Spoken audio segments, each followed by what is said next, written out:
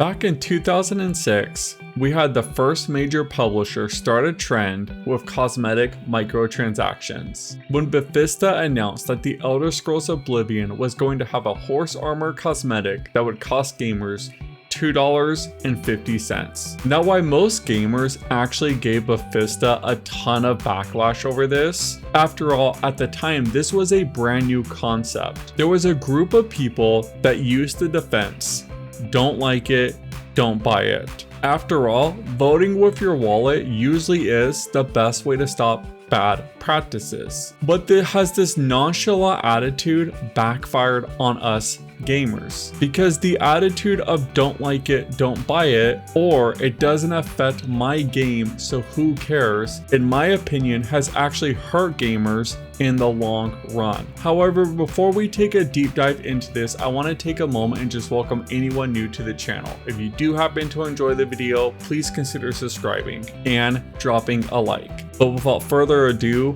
let's get into this. Now, while Oblivion was the first game to start including microtransactions during the 360 and PS3 era, many games started to follow suit. One example I could think of was Ninja Gaiden 2. The game had skin packs that you could use your Microsoft points to purchase these packs to change the look of Ryu Hayabusa, which was kind of confusing for me because during the first Ninja Gaiden game, Ninja Gaiden Black, all you had to do to unlock the skins was beat the game on different difficulty levels, and you would unlock different costumes for your character. Now, that's just the example that came to my mind, but I guarantee anyone watching this video who played video games in the 360 and PS3 era could think of several franchises that they played that started to introduce cosmetic microtransactions. But at the end of the day, at least it was just cosmetic. After all, don't like it, don't buy it, right? Well, that nonchalant attitude actually paved the way for companies to start to introduce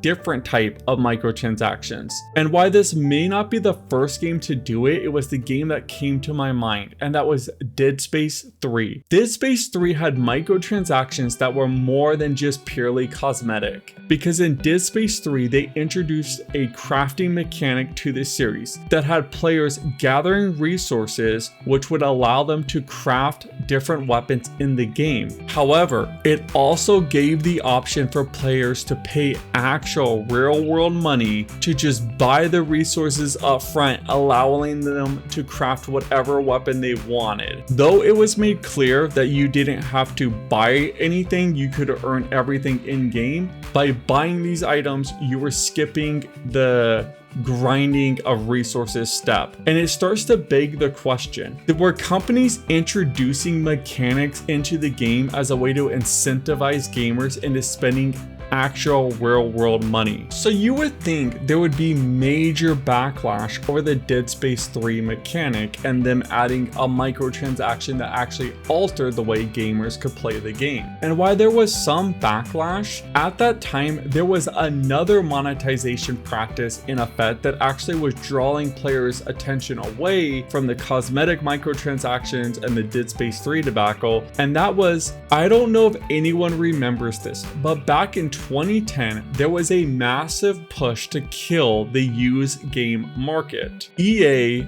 was actually one of the biggest companies pushing towards this, and they started to include codes with their games that if you bought the game new, you would have to enter this code in order to enable the multiplayer section of the game. This time, however, the outcry was much louder, and the practice only lasted 3 years. In 2013, EA announced they were dropping the online passes. And while this did seem like a victory at the time, looking back, I don't think it was. I think EA just didn't care if you bought the game used, they wanted more people playing their games online. Plus, it was a double victory for the company because by this point, things had gotten so bad and the online passes looked so terrible that people were just simply accepting of cosmetic skins in single player games. After all, after the online pass debacle, who cared if you were paying a couple bucks for a skin for your character? It just seemed the lesser of two evils, and it was just purely accepted. Plus,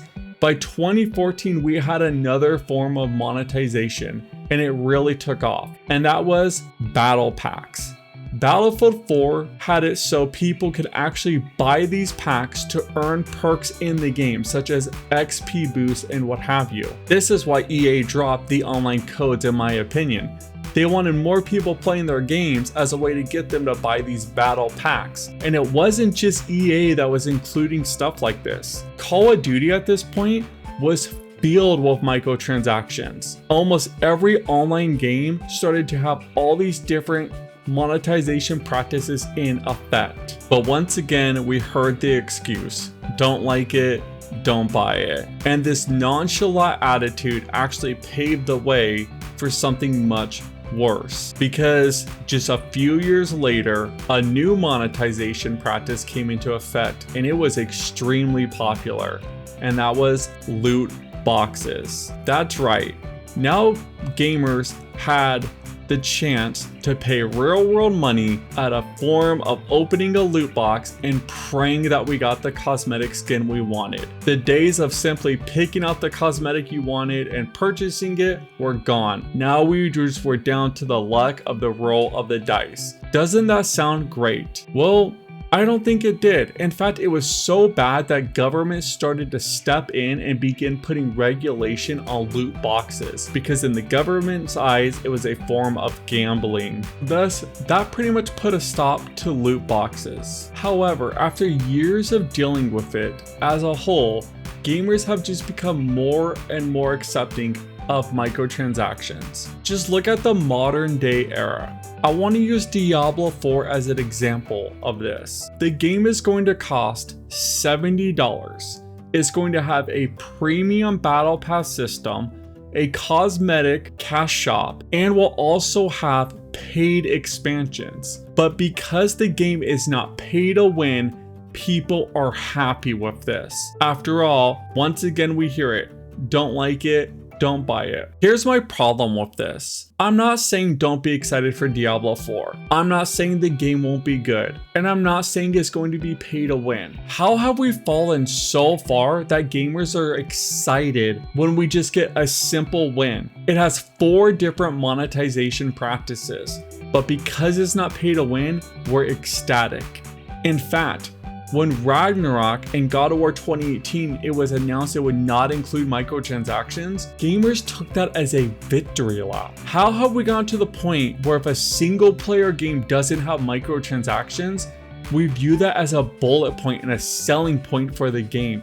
It's absurd. I wonder how many people who said don't like it, don't buy it, back in 2006 concerning the Oblivion horse armor, if they feel the same way today. I wonder if they feel the same way about that horse armor as they do to the online passes, the loot boxes, the battle passes, and all these other monetization practices. I wonder if the people who are saying don't like it, don't buy it in today's world will feel the same way in about another 20 years when we have whatever new monetization practices these companies cook up. At the end of the day, these companies are not our friends.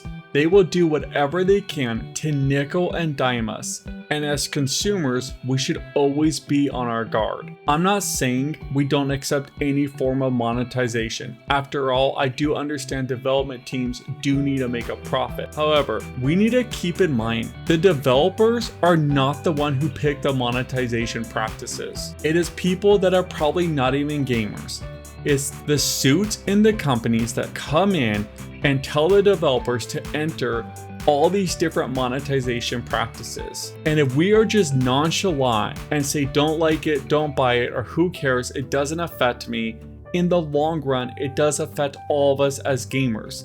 Because the more accepting we are of it, the more it's going to infiltrate into other areas of gaming, and the more these companies are going to push the envelope to see what they could get away with. After all, consumers need to stand up for consumer rights because no one is going to do it for us. Think of this. These major companies hire marketing teams, hire psychologists, and all these different people, and their entire job is to think of ways to separate us from our money. It's not by delivering a great product, it's not the development team who are pouring their passion into a video game. They have bosses, and their bosses are the ones that come in and set the monetization practices. Like I said before, I understand that things cost money. I just wish more people were not nonchalant and just rolling over and accepting of whatever new monetization practice they throw at us. But I want to hear what you all think. Do you guys agree that we need to be more concerned about consumers' rights instead of worried about a corporation's profit margin? What do you guys consider to be the best way for these companies to handle monetization? Let me know in the comments down below. As for me, I got a ton of work to do, so I'm gonna get back to the grind and I'll catch you all next time. Peace.